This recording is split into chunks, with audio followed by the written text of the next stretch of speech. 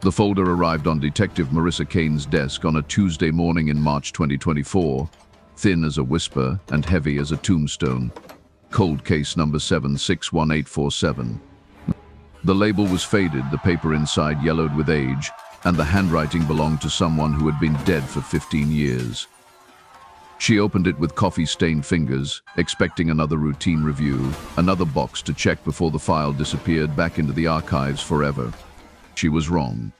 The first photograph showed a man in his 60s, silver-haired and sturdy, wearing coveralls and holding a toolbox.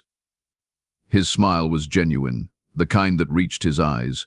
But beneath the photo, a single line: Harold Vance, master clockmaker, last seen October 14th, 1976, Mercy Hill Clock Tower. Status: missing, presumed dead. Marissa had seen 1,000 missing persons cases. Most of them ended badly. The rest ended in silence, families left with questions that ate them alive from the inside out. But something about this one felt different. Maybe it was the way the original detective, a man named Burton Spears, had written his notes. Obsessive, frantic, like he had been chasing something he could not quite catch. October 14th, 1976. Harold Vance had been hired to repair the Mercy Hill Clock Tower, a Gothic structure that loomed over the small Pennsylvania town like a stone sentinel. The clock had stopped working 3 weeks earlier, frozen at 9:47, and the town council wanted it fixed before the autumn festival. Harold had arrived at 8 a.m., carrying his tools and a thermos of coffee. He told his wife Eleanor he would be home by dinner. He never came home. By 7 p.m., Eleanor had called the police. By 8 p.m., officers were searching the tower. They found his toolbox on the catwalk, tools scattered like he had dropped them in a hurry. His thermos was still warm. But Harold Vance was gone. No body, no blood, no signs of struggle. Just an empty tower and a clock that still refused to tick. The case went cold within weeks. Burton Spears had interviewed everyone: Harold's wife, his 3 children, the town council members, the pastor who had keys to the tower. No one had seen anything. No one had heard anything. Harold Vance had simply vanished into thin air, and the world moved on. Marissa flipped through the pages, studying the witness statements, the search reports, the diagrams of the tower. Burton Spears had been thorough, almost painfully so. He had measured every inch of the structure, tested every floorboard, examined every brick. Nothing. And yet, at the very end of the file, he had written a single sentence in red ink: "The clock knows something." She stared at that line for a long time. Then she picked up her phone and called the Mercy Hill Police Department. The drive to Mercy Hill took 3 hours, winding through Pennsylvania countryside that still looked like it belonged to another century. Small farms, dense woods, churches with peeling white paint.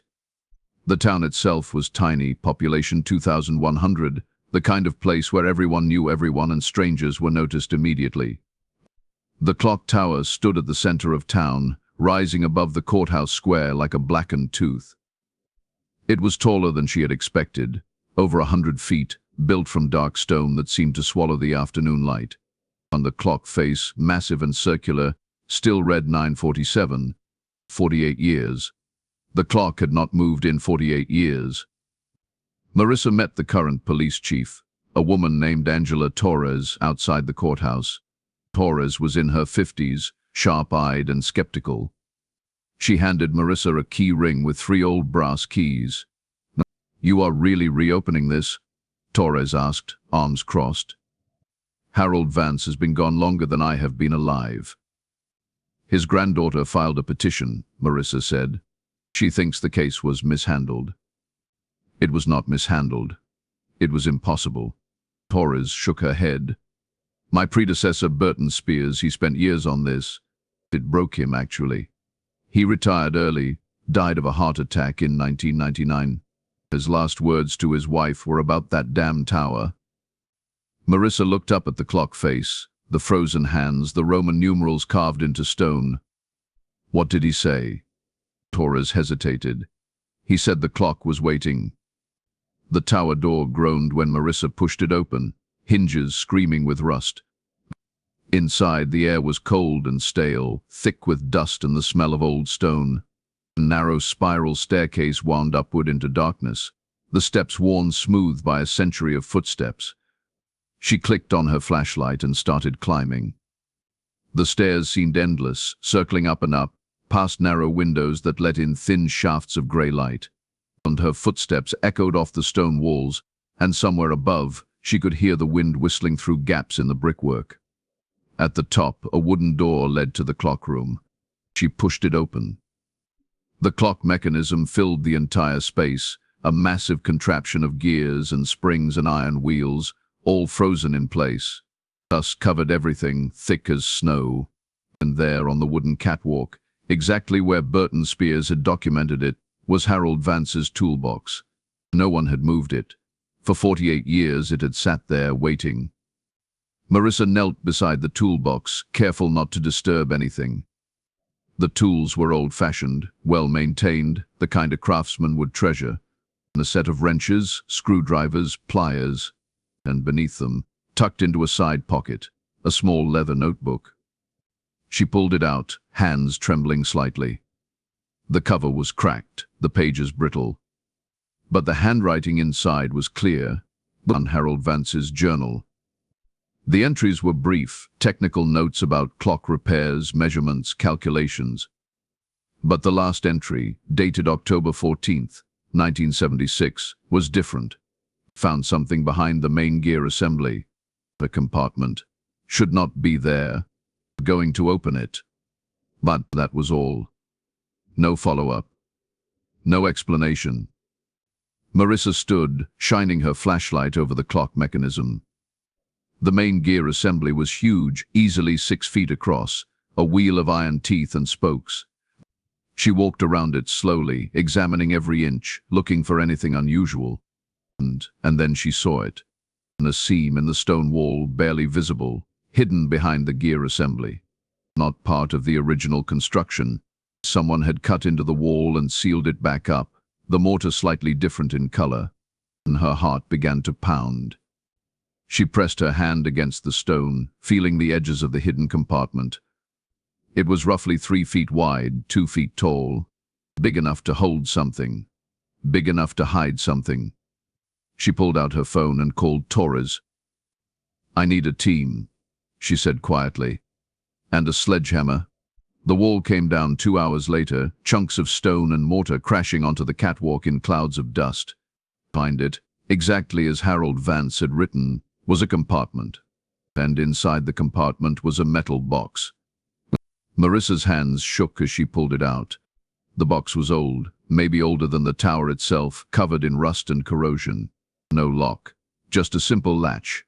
She opened it. Nosses inside were photographs, dozens of them, black and white, faded with age, some torn, some water-damaged, but clear enough to see.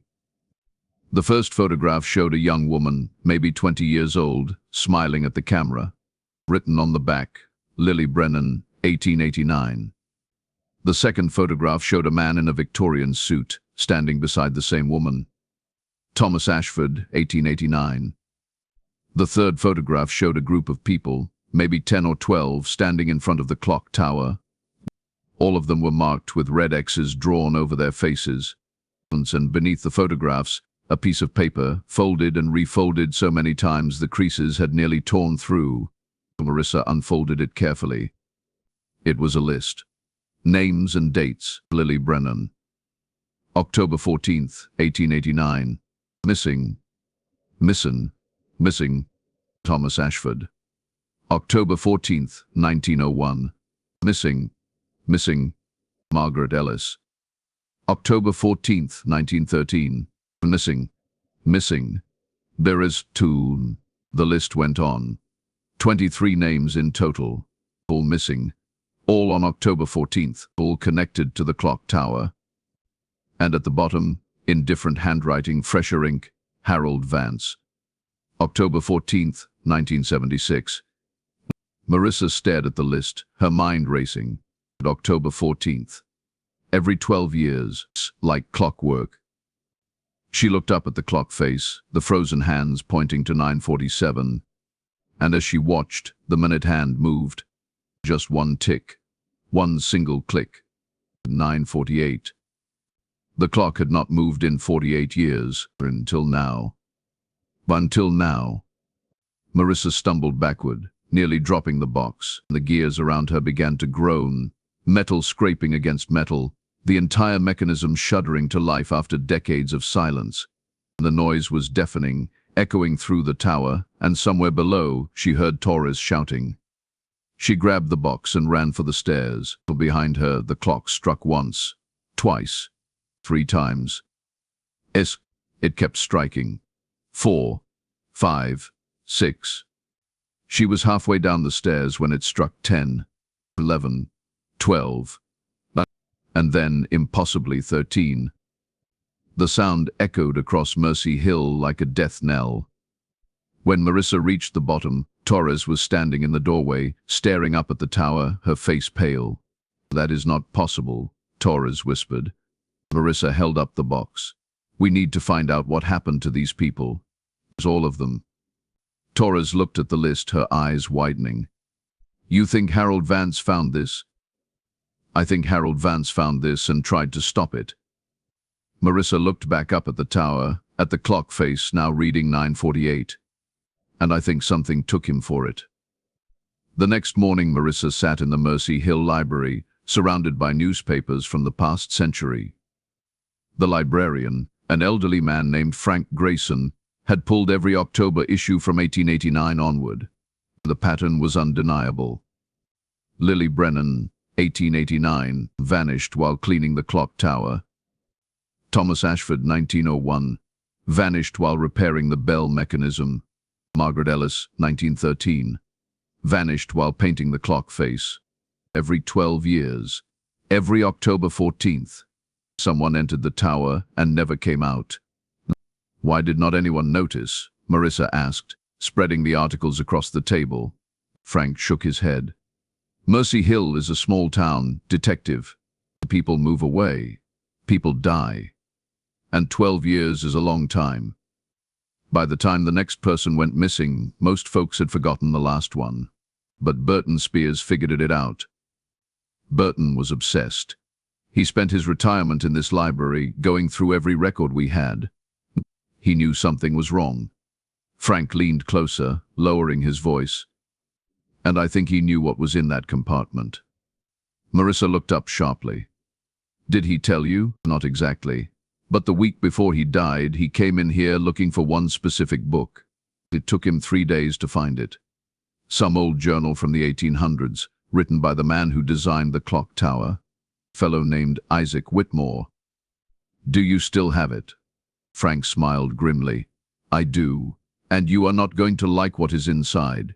The journal was bound in cracked leather, the pages so fragile Marissa was afraid to breathe on them. Frank set it on the table between them, handling it like it might explode. The name stamped on the cover had faded to almost nothing, but she could still make out the letters: Isaac Whitmore, architect and engineer, 1887. "Read the last entry," Frank said, his voice barely above a whisper. "That is what Burton found." Marissa turned to the final pages, her eyes scanning the cramped, frantic handwriting.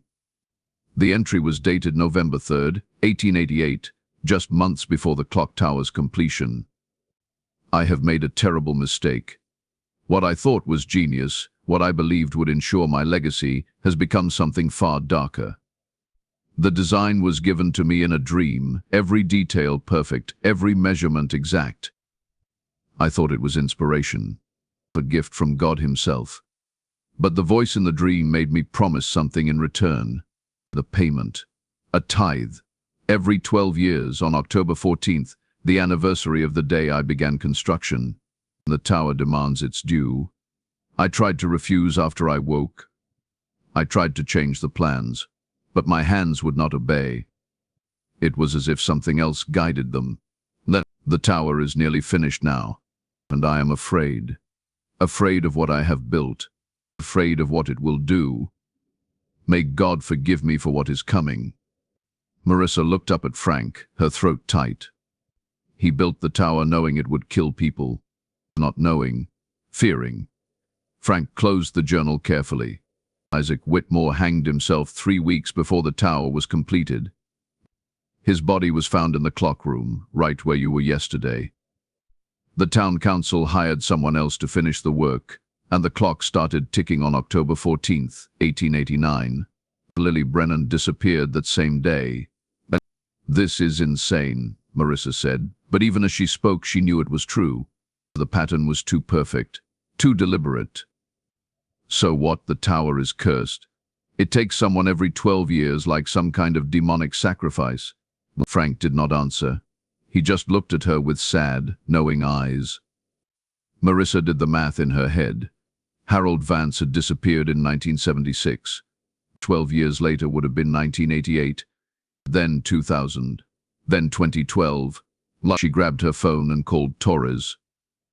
"I need missing persons reports for October 14th, 1988, 2000, and 2012. Anyone connected to the clock tower?" Torres was silent for a moment. Then, quietly, "I will call you back." 10 minutes later, Marissa's phone rang. "Vanda Wright," Torres said, her voice shaking. "October 14th, 1988. She was a photographer doing a story on historic buildings.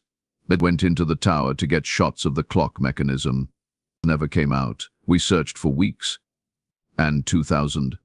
David Palmer, historian, writing a book about Pennsylvania landmarks, last seen entering the tower on October 14th. 2012. Torres took a long breath. Jennifer Moss. She was 17 years old, detective. Her friends dared her to climb the tower on October 14th because of some local legend. She went in at 9:30 p.m. By 10 p.m. she was gone, and her parents still put flowers at the base of the tower every year. Marissa closed her eyes. 26 victims over 135 years, all on the same date, all in the same place. "There is something else," Torres said. "I pulled the security footage from the courthouse cameras. They faced the tower entrance. And? The door never opened yesterday, Marissa. You were inside for 2 hours, and the door never opened. Not when you went in, and not when you came out." The phone slipped from Marissa's hand, clattering onto the library table. Frank picked it up, spoke briefly with Torres, then ended the call. He looked at Marissa with something like pity. "You should not have opened that compartment." "What are you talking about?" "The tower is awake now. You woke it up when you broke the seal." Burton knew. That is why he left the compartment alone after he found it. He wrote about it in his personal notes, the ones his wife kept after he died. He said the tower feeds on curiosity. It's on people who dig too deep. Harold Vance opened the compartment and found the list. So the tower took him.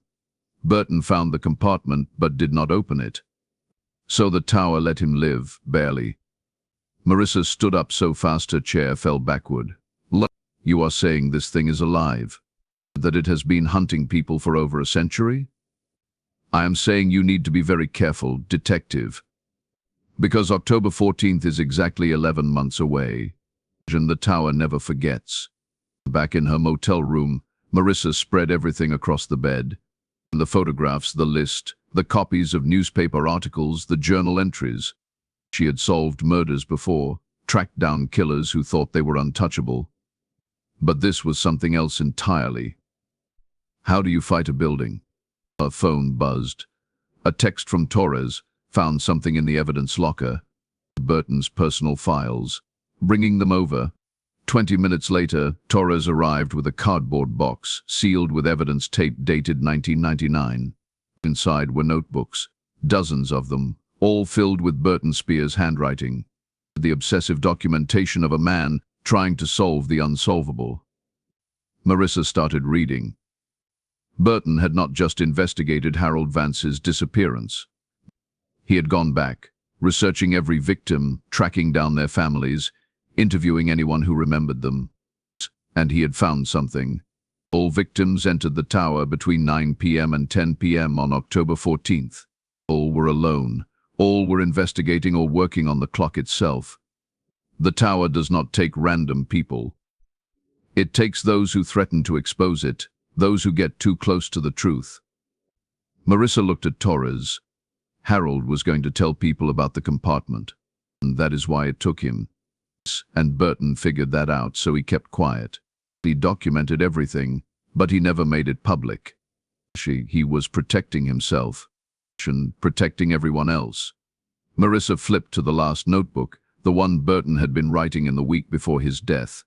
The entries were shaky, desperate. He was running out of time. He knew 1988 was coming, and he could not stop it. The final entry was dated September 2nd, 1999. I am dying. The doctors say my heart is failing, but I know the truth. The tower is killing me slowly because I know too much. It cannot take me the way it takes the others. I never broke the rules, never opened the compartment, never went inside after dark. But it is killing me anyway, just slower.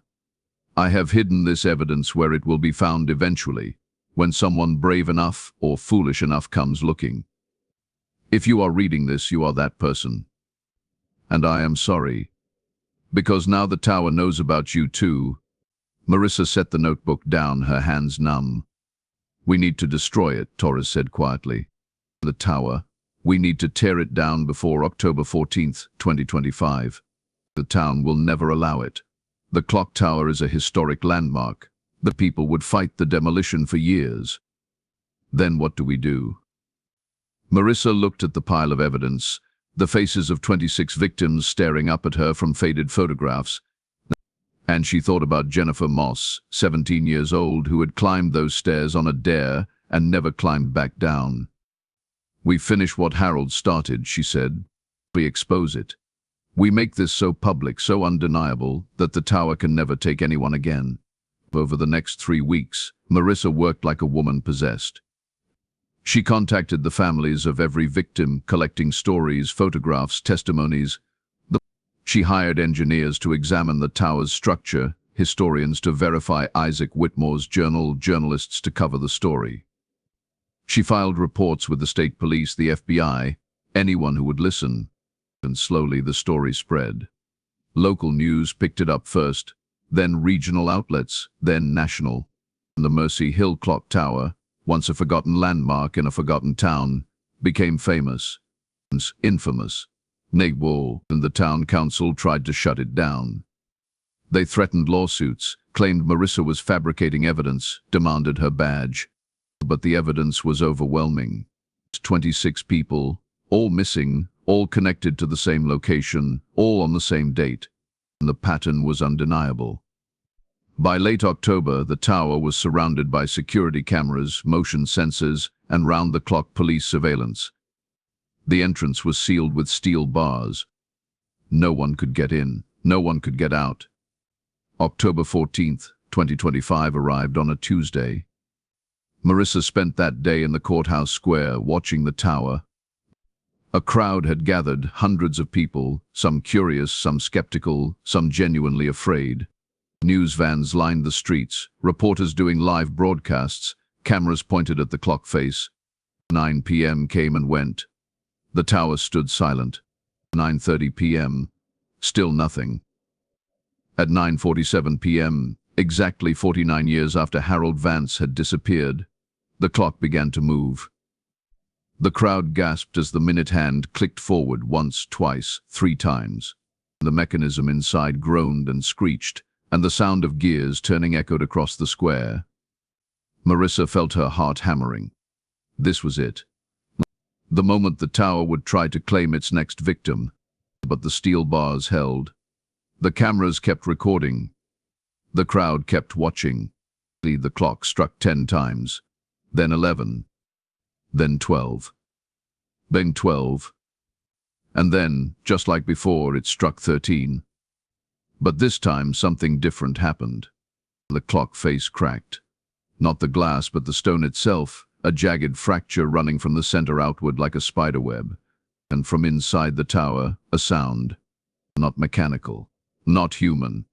A scream. A scream. It lasted only a moment, high and terrible and full of rage. Then silence. The clock stopped at 9:48, and it never moved again. 3 months later, engineers finally entered the tower. They found the clock mechanism had seized completely. The gears fused together as if they had melted. And in the clock room, where Harold Vance's toolbox had sat for 49 years, they found something else. A pile of personal belongings. Watches, glasses, jewelry, tools, 26 items in total, one for each victim. And beneath them, carved into the wooden floorboards, a message in handwriting that matched Isaac Whitmore's journal: "The contract is broken. We are free." Marissa stood in the courthouse square one final time, watching as the demolition crew prepared to tear down the tower. The town council had voted unanimously. The clock tower would be destroyed, and a memorial park would be built in its place, honoring the 26 people who had been taken. Torres stood beside her, arms crossed, watching the workers set charges. "Do you think it is really over?" Torres asked. Marissa thought about the scream, the cracked clock face, the message carved into the floor. She thought about Harold Vance, who had tried to stop this 60 years ago and paid with his life. She thought about Burton Spears, who had spent his last years protecting others by keeping the secret. "I think we broke the curse," she said quietly. "By exposing it, by refusing to let it hide anymore, we broke whatever power it had. And if you are wrong..." Marissa watched as the first charge detonated, a controlled explosion that brought the top of the tower crashing down in a cloud of dust and debris. And the clock face shattered, pieces of stone tumbling to the ground. And then at least we tried. The tower came down over 3 days, piece by piece, until nothing remained but rubble and memories. The town buried the debris in a landfill 20 miles away, spreading it out so no piece remained connected to another. And on the spot where the Mercy Hill clock tower had stood for 136 years, they planted 26 oak trees in a circle, each one bearing a plaque with a victim's name. Harold Vance's granddaughter, a woman named Beth Miller, attended the dedication ceremony. She thanked Marissa with tears in her eyes, said her family could finally have closure after nearly 5 decades of not knowing. But late that night, alone in her hotel room before driving back to the city, Marissa opened her laptop and did one final search. Clock towers, disappearances, patterns. And in 3 other states, in 3 other small towns, she found them. Different towers, different dates, same pattern. She closed the laptop, exhausted. Some mysteries, she realized, were bigger than one person could solve. Some curses ran deeper than anyone wanted to believe. But somewhere out there, in another forgotten town with another Gothic tower, another detective would find another cold case file. And maybe, just maybe, they would be brave enough or foolish enough to start asking questions. The cycle would continue until every cursed tower fell. Marissa packed her bags, turned off the light and tried not to think about the sound the tower had made when it screamed. Tried not to wonder if Isaac Whitmore's voice had been among those crying out for freedom.